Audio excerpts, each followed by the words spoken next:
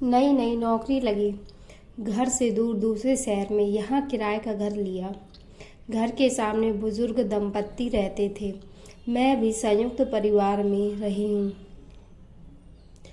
इस तरह उनको अकेले देखकर मन बार बार उनके बारे में सोचने लगता।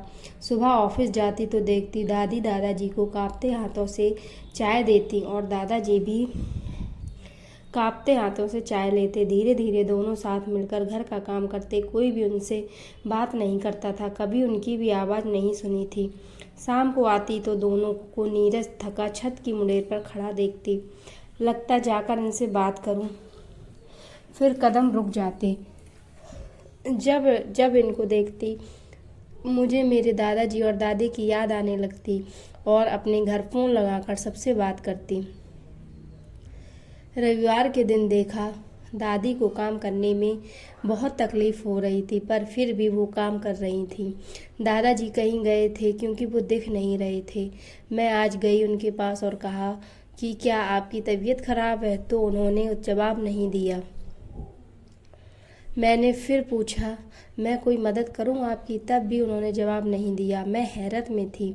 फिर दादाजी अंदर आए, उन्होंने भी कोई बात नहीं की। मैंने ही पहल करके उनसे कहा कि दादी जी की तबीयत मुझे ख़राब लग रही है, इसलिए मैं आई हूँ यहाँ। आपकी कोई मदद मैं कर सकती हूँ क्या? तो उन्होंने मुझसे इशारों में बात की और बताया कि दादी जी ना सुन सकती हैं और ना बोल सकती हैं, और वो भी बोल नहीं सकते, सिर्फ सुन और समझ सकते हैं। फिर उन्होंने दादी को कुछ इशारों में कहा और दादी ने मेरे सर पर हाथ रखा। मैं उन दोनों को अपलक देखती रही और आंखें गीली होती रहीं। फिर तो जब तब मैं उनके यहाँ समय मिलने पर चली जाती थी। बहुत प्यार करते थे वो दोनों मुझे। अब तो उनकी इशारों वाली प्यारी भाषा भी मैं समझने लगी थी। एक दिन मैंने दादाजी से पूछा कि आप दोनों अकेले क्यों रहते हैं, आपके बच्चे या कोई और नहीं है?